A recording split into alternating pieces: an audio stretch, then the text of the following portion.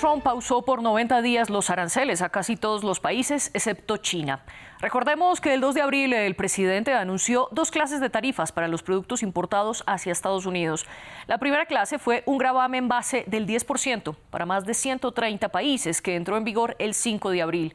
Y la segunda clase fue lo que él llamó aranceles recíprocos, con los que el porcentaje aumentaba más para ciertos países según cómo estuviera la balanza comercial. Estos últimos llevaban tan solo unas horas aplicándose cuando el mandatario los pausó y decidió que por ahora a todos se les aplicará el impuesto básico del 10%, aunque a China le aumentó el gravamen a un 125% por haber respondido con más aranceles. Basándome en la falta de respeto que China ha mostrado a los mercados mundiales, por la presente elevo el arancel cobrado a China por los Estados Unidos de América al 125%, con efecto inmediato. Esperemos que en un futuro próximo China se dará cuenta de que los días de estafar a los Estados Unidos y a otros países ya no es sostenible o aceptable. Por el contrario, y basado en el hecho de que más de 75 países han llamado a los representantes de los Estados Unidos, incluyendo los departamentos de Comercio y Tesoro, para negociar una solución a los temas que se discuten relativos al comercio, barreras comerciales, aranceles, manipulación de divisas y aranceles no monetarios, y que estos países no han tomado, por sugerencia mía, represalias de ningún tipo contra los Estados Unidos. He autorizado una pausa de 90 días y un arancel recíproco sustancialmente reducido durante este periodo del 10%, también con efecto inmediato. Gracias por su atención a este asunto. Scott Bessent, el secretario del Tesoro de Estados Unidos, dijo que 75 países buscaron negociar con Donald Trump desde que anunció la tanda de aranceles y que esto es parte del arte de negociar del presidente que pocos entendían. Según el funcionario, Trump es experto en crear una ventaja de negociación para él mismo, que ahora está aprovechando. El mismo Trump afirmó que los países estaban a sus pies. Se los digo, estos países me están llamando, besándome el culo. Sí lo hacen. Se mueren por hacer un trato. Por favor, señor, haga un trato. Haré cualquier cosa, señor. Y luego veré a algún republicano rebelde, ya sabes, algún tipo que quiera hacer de tribuna, decir, creo que el Congreso debería hacerse cargo de las negociaciones. Déjeme decirle, usted no negocia como yo negocio. El Congreso toma la negociación, venderá a América rápido porque usted quebrará. Acabo de ver hoy a un par de sus congresistas decir, creo que deberíamos involucrarnos en la negociación de los aranceles. Oh, eso es lo que necesito que alguien me diga cómo negociar. ¿Por qué Donald Trump echó para atrás su decisión? ¿Hace parte del arte de negociar, como afirma la Casa Blanca? ¿O fue su reacción a la caída de los mercados y el aumento de la venta de los bonos? Lo discutimos en el debate de hoy. Yo le doy la bienvenida a Javier Niño, doctor en Relaciones Internacionales y docente de la Universidad Autónoma de Colombia, quien se encuentra en nuestros estudios en Bogotá. En Nueva York está Arturo Porsekansky, investigador de Economía Internacional en la American University de Washington. Y desde Lima se conecta Gabriela Vázquez Madueño, economista y asesora de alta dirección para asuntos de comercio global. Bienvenidos ustedes, bienvenidas las personas también que nos están viendo hasta ahora, que nos están escuchando, porque recuerden que también estamos en Apple Podcast, Spotify, Deezer y TuneIn, y además pueden repetir el debate en nuestro canal de YouTube. A Javier y a los demás invitados les propongo que dividamos esta discusión en dos partes. La primera, entender la nueva medida de la Casa Blanca, y la segunda, sí comenzar a analizar un poco los efectos de esto, especialmente a China.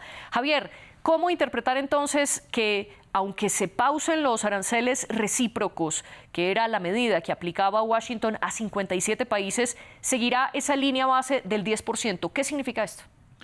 Inicialmente, digamos, esta escalada o esta diferencia arancelaria, por ejemplo, países como Lesoto recibieron una sanción del 50%, un estado tan pequeño rodeado de Sudáfrica, o la misma Sudáfrica con un 30%, pues digamos era insostenible.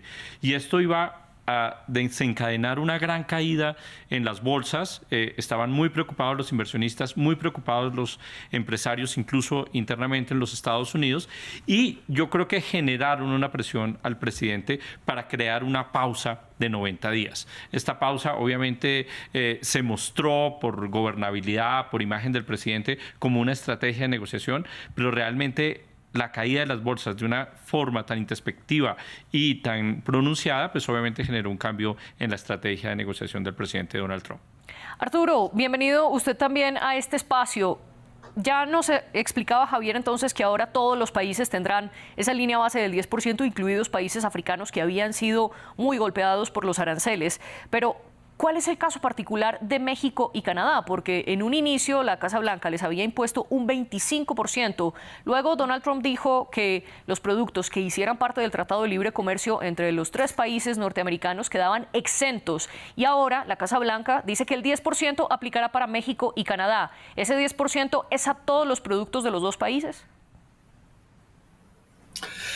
La interrelación con México y Canadá es tan grande que pequeñas diferencias en la fórmula afectan mucho.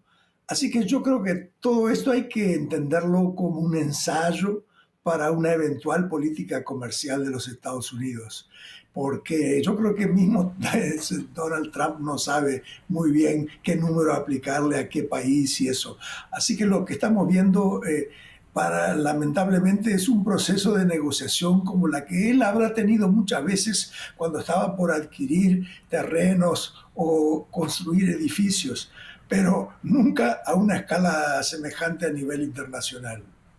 Usted dice algo muy particular y es Donald Trump no sabe qué número aplicar a todos los países y de hecho la Casa Blanca acaba de desmentir al propio secretario del Tesoro Scott Bessent, quien dijo que Estados Unidos iba a aplicar un 10% a los productos de México y de Canadá. Ahora la Casa Blanca lo desmiente, dice que se equivocó el funcionario y que Estados Unidos no aplicará ese porcentaje a los 2 países que hacen parte del Tratado de Libre Comercio. Gabriela, bienvenida también usted a este espacio. ¿Cómo interpretar este tira y afloje de cifras? En un momento, el presidente Trump dice, le voy a aplicar aranceles recíprocos a más de 50 países. Luego dice, lo pauso por 90 días. Ahora este traspiés con el hecho de México y Canadá. ¿Qué está pasando dentro de la Casa Blanca? Bueno, yo creo que para esto hay que entender cómo ha sido el comportamiento de esta nueva administración desde que empezó.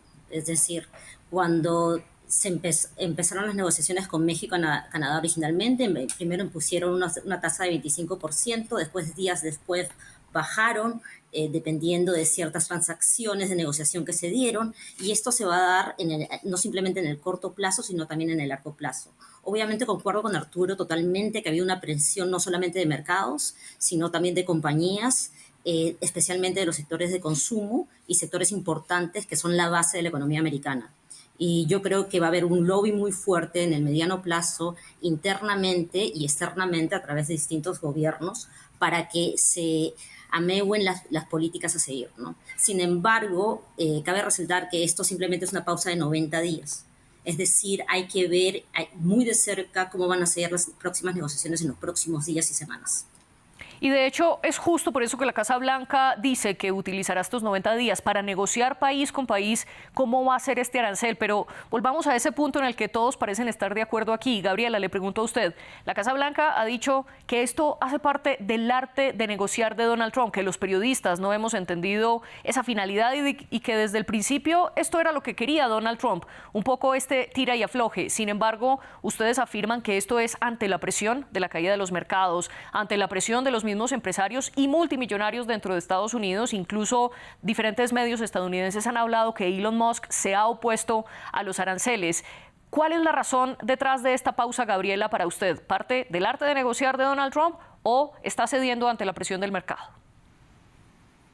Está cediendo por un lado ante la presión del mercado, y otra cosa que es muy importante son las alianzas económicas que paralelamente se están armando. Es decir, China ha presentado una posición muy fuerte que no se pensaba que iba a haber retaliaciones, pero no a ese nivel. Esto, consecuentemente, vamos a ver ciertas alianzas que antes nunca hubiéramos pensado que sean factibles, ¿no? Hay ciertas conversaciones que actualmente Corea, Japón y China están haciéndose. En Latinoamérica se sabe que están muy preocupados, por ejemplo, por el tema de la seguridad alimentaria. Entonces, muchas compañías del sector, como mencionaba, ¿no?, de consumo, están hablando con ciertos países para ver cómo menguar y que la inflación no sea un efecto muy fuerte para la economía y el consumidor promedio de los Estados Unidos.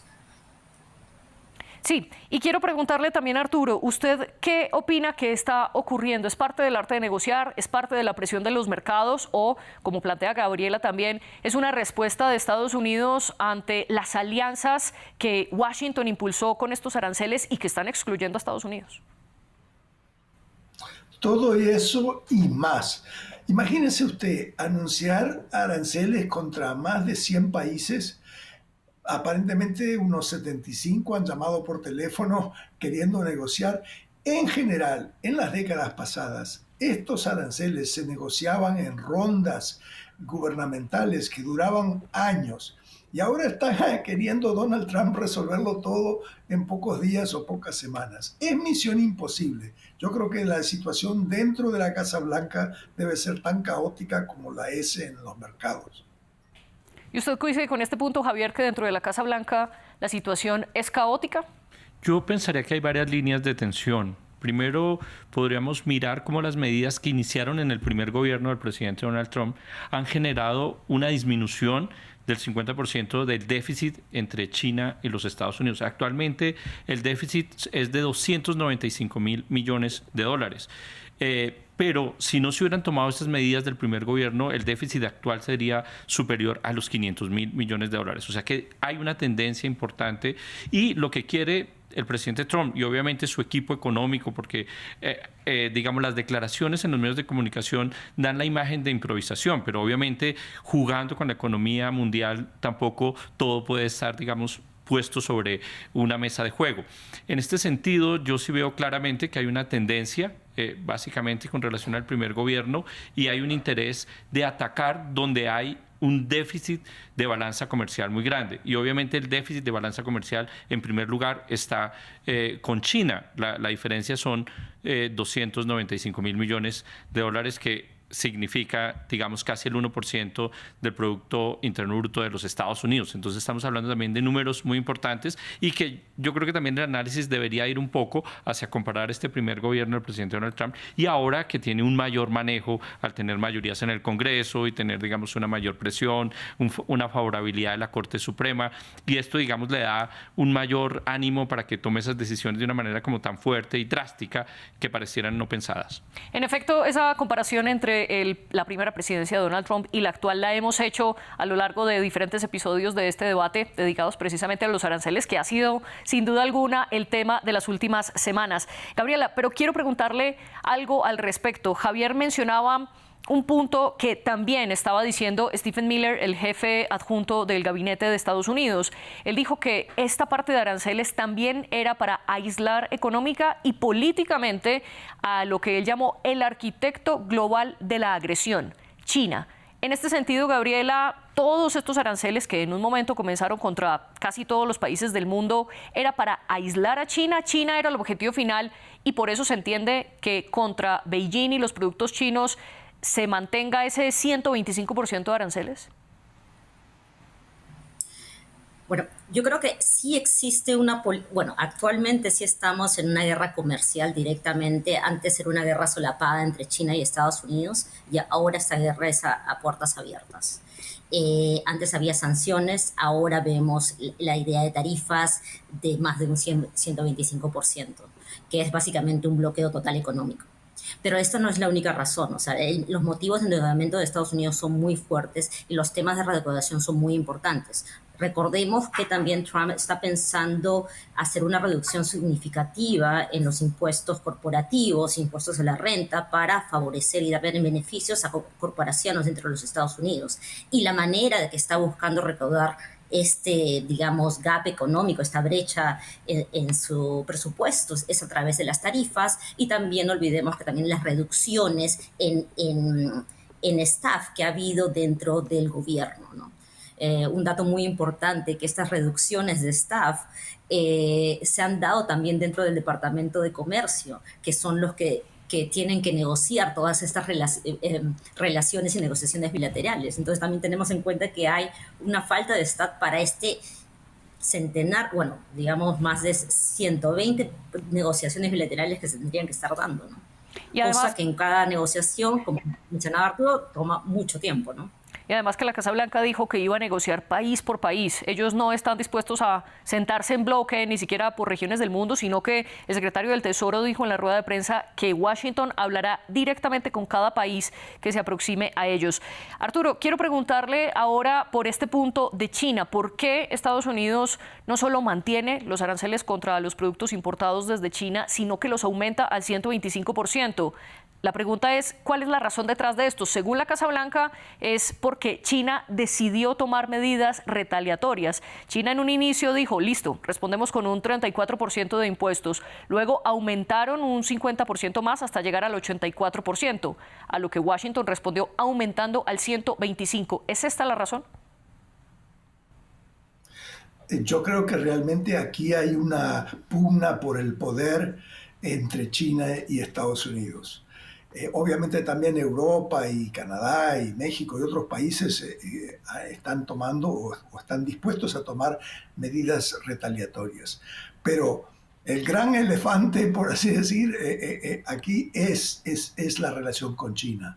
Y entonces Trump quiere ir más allá de la vez pasada. En su primer mandato puso ciertas medidas contra China, pero hubo mucha desviación del comercio. Países como Vietnam, la India y otros del este y México hasta cierto punto también aprovecharon esa pelea con China para venderle cosas a Estados Unidos. Muchas veces las mismas cosas que se importaban antes de la China. Entonces el déficit comercial no se redujo tanto como él había querido. Esta vez, por eso, él lucha contra China, pero también con otros países que sirvieron para sustituir a la China. Algunos de esos países son, por ejemplo, Vietnam, Japón, Tailandia. Pero ahora, por lo menos en la primera tanda del 2 de abril, Donald Trump impuso unos aranceles altísimos que rondaban entre el 30, el 46, el 50% para estos países. Ahora, estos países que habían servido de puente para los productos chinos vuelven a tener un 10% de impuestos. ¿Cómo puede afectar esto a las importaciones a Estados Unidos, Arturo? Yo creo que todo esto es transitorio. Él está comprando tiempo para negociar con países como Vietnam, la India, etc. Y probablemente van a llegar a un acuerdo porque ellos no presentan un problema tan grande como la China. Y mientras tanto, Trump se utiliza los grandes torpedos para apuntar a la China, que es su principal contrincante. Y parte de las razones por las que es el principal contrincante, usted ya lo dijo, Javier, China o Estados Unidos tiene un déficit comercial frente a China de 295.000 millones de dólares, que fue la cifra del 2024. Es decir, Estados Unidos importa más productos desde China de los que le vende a ese país. Y ese déficit comercial con China es el mayor que tiene Estados Unidos. Pero de segundo está la Unión Europea con 235.000 millones de dólares, que es la cifra de 2024. También un déficit comercial en el que Estados Unidos pierde. Si es así, Javier, entonces, ¿por qué Estados Unidos no responde de la misma manera a la Unión Europea? Porque el bloque de los 27 también prometió unos aranceles de represalia unos minutos o unas horas antes de que Donald Trump tomara la decisión de pausar los aranceles por 90 días. ¿Por qué entonces Donald Trump no castiga a la Unión Europea, sino que también los beneficia con esa pausa y con la línea base de 10% de aranceles? Yo creo que está ganando tiempo, básicamente, y está buscando ampliar el mercado con la Unión Europea. Por ejemplo, el aislamiento energético con relación a Rusia lo está superando muy bien los Estados Unidos, está siendo el gran proveedor. Entonces, también obviamente está buscando que haya una mayor inversión, por ejemplo, en recursos para la OTAN. Está generando este 5% en inversión, digamos, de aumento al fondo de la OTAN. Está generando también que posiblemente se dé una mayor compra de armamento. Entonces, digamos que es otro aliado al que tiene que tratar de manera diferente que con relación a China. China y los países que han servido de puente para traer, digamos, productos a los Estados Unidos, como muy bien mencionabas, el caso de Vietnam, pues tienen que ser penalizados. Es lo que estaría buscando ahora en un segundo momento, es que esos países que han servido de puente para los productos chinos sean ahora bloqueados y que no sigan cumpliendo esa labor de tercerizar esa exportación hacia los Estados Unidos. Ese sería, digamos, como un segundo escenario. Pero yo pienso que la guerra con China puede escalar ya a productos de mucho mayor peso tecnológico. Por ejemplo, China hace un trabajo muy importante con ciertos minerales y con ciertos metales, con tierras raras, con litio, digamos, es un exportador muy importante de baterías a los Estados Unidos. En ese sentido, digamos que empezaría a suprimir, digamos, esas exportaciones, por ejemplo, de germanio, que sirve para hacer radares o para, digamos, muchos aparatos que funcionan térmicamente. Entonces, bloquear, digamos, ciertos productos que son, digamos, estratégicos para la economía estadounidense. Y lo mismo haría Estados Unidos hacia China, como es el caso de circuitos muy avanzados, de microchips con una mayor tecnología. Recordemos que Estados Unidos exporta muchos motores a China, entonces también en ese sentido, digamos, empezaría, digamos, a escalar la guerra a un segundo nivel, digamos, no tanto a nivel arancelario, sino a no exportación de productos que son claves para la dinámica económica de los dos países. Pero si esos productos son tan estratégicos, Javier, ¿por qué Estados Unidos y China no juegan también a ganar tiempo? No, estos dirían en una segunda fase. Digamos, esta primera fase, como muy bien mencionábamos en conjunto los analistas, pues va a ser una fase para encontrar, digamos, unos puntos de equilibrio para evitar el déficit en la balanza comercial y llegar a unos puntos de arancel de acuerdo entre los países que están compitiendo por encontrar, digamos, el menor arancel posible. En ese sentido, pues obviamente iría esta primera fase de negociación, pero la segunda, en el caso de no lograrse, ya sería ir a bloquear algunos productos. Y tercero, también algo que ya se ha mencionado, que es buscar alianzas regionales, el papel, por ejemplo, de los BRICS, qué papel van a jugar de la misma Unión Europea, ya teniendo, digamos, unas decisiones arancelarias a excepción de Hungría, lo mismo el papel protagónico que puede jugar México con relación a Centroamérica y Suramérica. Entonces ahí tenemos un escenario bien importante de bloques regionales que se podrían configurar como respuesta, pero todo esto va en el escenario. Podríamos hablar de una primera batalla en el campo arancelario, pero vienen muchas más batallas para buscar nivelar ese déficit en la balanza comercial. Y a esos bloques regionales se suma el que había mencionado Gabriela de Corea del Sur, Japón y China, que por primera vez en 5 años se reunieron hace unos días a discutir cómo sería un tratado de libre comercio entre los 3 países en medio de los aranceles impuestos por Estados Unidos. Javier y Arturo coinciden en que Estados Unidos toma esta pausa de 90 días para ganar tiempo y negociar país a país. Gabriela, le quiero preguntar si está de acuerdo con esto y también si del otro lado otros países u otros bloques también necesitan ganar tiempo, como es el caso de la Unión Europea, porque los aranceles de retaliación que ellos habían anunciado tenían una entrada en vigor bastante escalada, desde el 15 de abril, 1 de mayo, incluso unos hasta diciembre. ¿Necesitaba también Bruselas ganar tiempo? Yo creo que sí, en cierta parte sí es ganar tiempo para poder hacer negociaciones. Ahora, en respecto a la capacidad del gobierno de negociar bilateralmente, como lo había mencionado, yo creo que va a estar difícil y van a haber prioridades. Es decir, yo creo que se va a concentrar primero en los 15 países de la lista sucia, que se llama, y paralelamente en sectores específicos dentro de ciertas negociaciones. Con Latinoamérica podría ser el tema de alimentos. Con Asia puede ser el tema de apparel, también bueno, como lo mencionaba, el que era de critical minerals es esencial y primordial. Entonces yo considero que va a haber ciertos bloques sectoriales y también deficitarios, ¿no? Y quiero preguntarles ahora por la postura que está teniendo China, porque China ha dicho abiertamente antes del anuncio de esta pausa y del aumento de los aranceles en contra de los productos chinos, pero el gobierno de Beijing acusó a Estados Unidos de tener una naturaleza aislacionista, coercitiva, que estaba destruyendo el multilateralismo en términos de comercio y que estaba protegiendo en exceso la economía estadounidense. Gabriela, ¿usted cree que esto es así? Sí, y veo que en cierta manera es una oportunidad para China. Ya inclusive antes que Trump estuviera en el gobierno, ya se hablaba sobre China como el nuevo protagonista del multilateralismo. Ya se hablaba como el que estaba ampliándose las inversiones, tanto en África, en Latinoamérica y en países especialmente del sureste asiático, haciendo relaciones comerciales, infraestructura, que no se habían dado antes por el gobierno americano. Entonces hay un posicionamiento de China como un actor geopolítico que antes no se estaba dando. Inclusive cosas muy tenues que han pasado en estos últimos días son evidentes. Por ejemplo, la salida de Estados Unidos de la Organización Mundial de Salud y que China, esto ha implicado que los fondos, que son eran más o menos de 14% que Estados Unidos daba a la organización, han sido eliminados. China tuvo que poner la deficiencia que se originó por la no participación de Estados Unidos. Entonces, en el ambiente multilateral, yo creo que es una oportunidad muy interesante para China y las acciones que vaya a tomar en estos próximos 4 años son elementales para ver cómo se van a mover ciertas piezas geopolíticas a nivel mundial.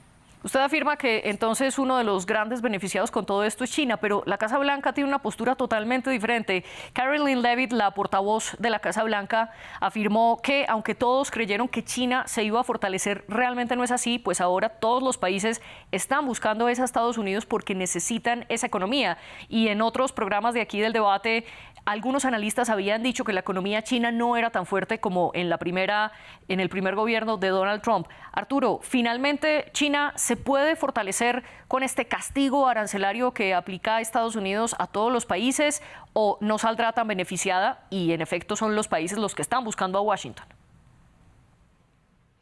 No, yo creo que a China le va a pegar fuerte porque China vive de exportar.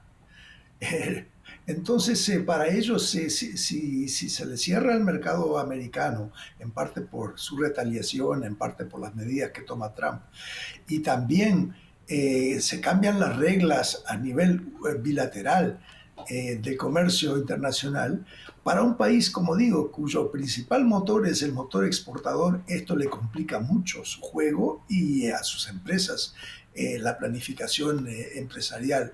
Así que yo creo que va a haber muchos perdedores y muy pocos ganadores de todo este juego, de naipes de alta categoría, pero creo que China le va a costar más que a nadie. ¿Y cuál es su postura, Javier? ¿China se va a beneficiar o China va a sufrir con esto? China va a sufrir y también los Estados Unidos. Pensemos que solo el 9% de todas las exportaciones de China a los Estados Unidos son teléfonos móviles. Ya la gente está desesperada comprando teléfonos porque saben que se van a encarecer un 25%, por ejemplo en el caso de Apple. China pues tiene una sobreoferta de exportaciones, de mercancías, que no encontraría mercados para poder vender, digamos, esa gran cantidad de bienes y servicios que quedarían en stock, lo cual obviamente generaría recesión, generaría despidos laborales, generaría cierre de empresas, sería un efecto muy grave para China. Pero digamos que China, desde el primer gobierno del presidente Trump, ha ido preparándose. Por ejemplo, Huawei ha invertido muchísimo en parques tecnológicos. Un ejemplo reciente, los avances en inteligencia artificial demuestran cómo la gran apuesta de China ha sido básicamente hacia la tecnología.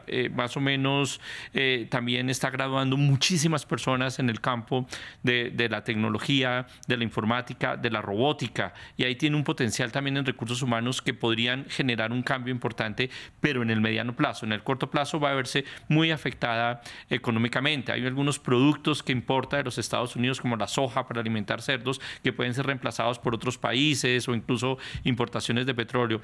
Pero de grueso, obviamente la economía en Estados Unidos y en China va a verse muy afectada.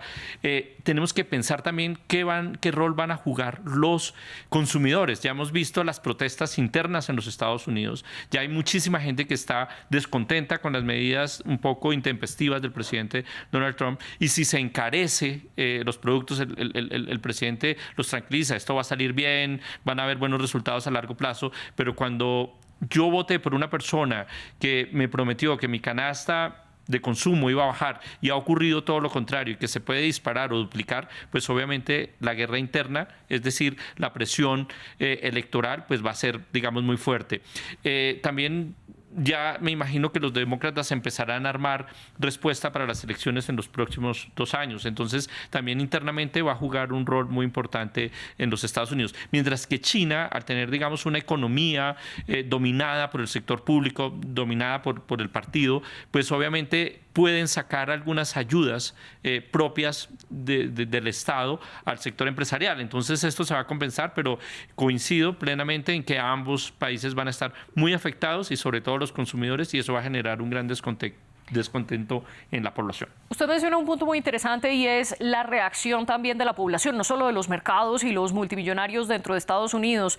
Al respecto, quiero preguntarle a Gabriela, para ya ir concluyendo nuestro programa, y es: ¿se necesita entonces esta pausa o simplemente es la agonía de una guerra comercial y tenerlo un poco en suspenso? Y se lo pregunto también por el movimiento de las bolsas, porque el Nasdaq finalmente terminó en un 12% de ganancias, el S&P 500 en un 9,5% después de 4 días de caídas intensas ante los aranceles impuestos por Donald Trump. Entonces ahora estas protestas, esta volatilidad de los mercados, ¿qué puede pasar con ello en 90 días? Gabriela. Bueno, esta volatilidad va a seguir. Actualmente se ha pausado las bolsas en las últimas horas, dado el anuncio reciente que ha hecho la administración. Sin embargo, las negociaciones van a seguir en los días que vienen. Y el mercado va a reaccionar ante esto, ante cualquiera de las noticias que se presenten.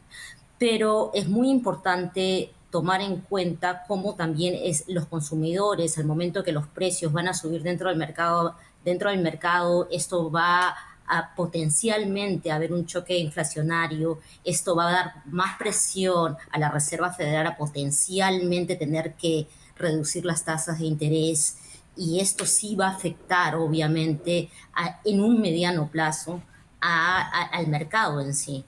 Paralelamente ya se evidencia que se está hablando de una recesión a nivel global, tanto en Estados Unidos, tanto en China, y esto no simplemente estamos hablando del consumidor americano, sino también estamos los consumidores también en países emergentes, que se ven afectados ya sea por la economía americana o la economía china, ¿no? Y muy brevemente, Arturo, ¿qué puede pasar entonces con los consumidores y sobre todo para quienes quieren comprar un automóvil dentro de Estados Unidos? Porque el presidente sí mantiene el 25% de aranceles para estos productos en particular. Bueno, yo creo que los mercados financieros, el nerviosismo y la volatilidad y las bajas que hemos visto anticipan lo que va a pasar en la economía real, con los empleos, con el poder adquisitivo, etc. Yo creo que se vienen muchos meses difíciles. Los mercados son los primeros en reaccionar, se anticipan a todo o tratan de hacerlo, pero en los meses siguientes el eco en la economía real de toda esta incertidumbre y estas peleas se va a sentir, y así que, como digo, yo creo que todos vamos a ser perdedores de este gran juego de póker a nivel internacional. Es solo cosa de tiempo y de qué se va a hacer. Ya se está hablando en Estados Unidos de que quizá le van a dar un subsidio al sector agropecuario, porque China le pega muy fuerte en sus represalias en las compras del sector agrícola. En fin, este es un juego que pudiera seguirse por mucho tiempo, pero va a resultar muy caro y muy impopular al fin y al cabo, yo pienso. Usted dice que todos saldremos golpeados de esta guerra comercial. Javier, ¿en efecto esto pasará o esos 90 días de pausa logran amortiguar el golpe y hacer menos probable una recesión mundial? No, digamos, la recesión se viene, sí o sí. Los 90 días seguramente seguirán prolongándose. Mencionaba Arturo al comienzo que las rondas de negociación para llegar a los acuerdos de libre comercio, que desde mi perspectiva son acuerdos de protección de inversión, o sea que son muy cuidadosos en cada uno de los rubros, pues obviamente no se van a resolver en 90 días, y menos para un número de países tan grandes, más lo que mencionaba Gabriela, que han reducido el Departamento de Comercio por las acciones, digamos, de disminuir el déficit interno a partir de las medidas que ha tomado Elon Musk. Entonces, no están las condiciones para empezar a negociar. Las consecuencias van a ser muy negativas en mercado, van a ser muy negativas en recesión. Yo creo que posiblemente vuelvan a mantenerse en las tasas de interés altas. La Reserva Federal va a tener muy difícil para paliar esta situación. Los bonos del Tesoro también se han devaluado. No hay confianza ya en ese dinero público. Entonces, el escenario es caótico y con tendencia a empeorar. Digamos, la perspectiva es muy negativa y no veo yo en el escenario a alguien que tome alguna medida que pueda dar una respuesta de tranquilidad a los mercados y mucho menos que evolucione a los consumidores. Y todavía falta la respuesta de China, estaremos atentos a ella. Javier Niño, Arturo Porcekansky y Gabriela Vázquez, les agradezco enormemente por haber participado en el debate de France 24, un programa que nuestra audiencia ya sabe es producido por Laura Garzón y Tania Herrera, la encargada de los invitados. Sobre este tema de aranceles y muchos otros más, ustedes pueden profundizar en nuestra página web france24.com y también seguirnos en nuestras redes sociales, donde aparecemos como @France24-ES. Nosotros nos vemos en una próxima ocasión.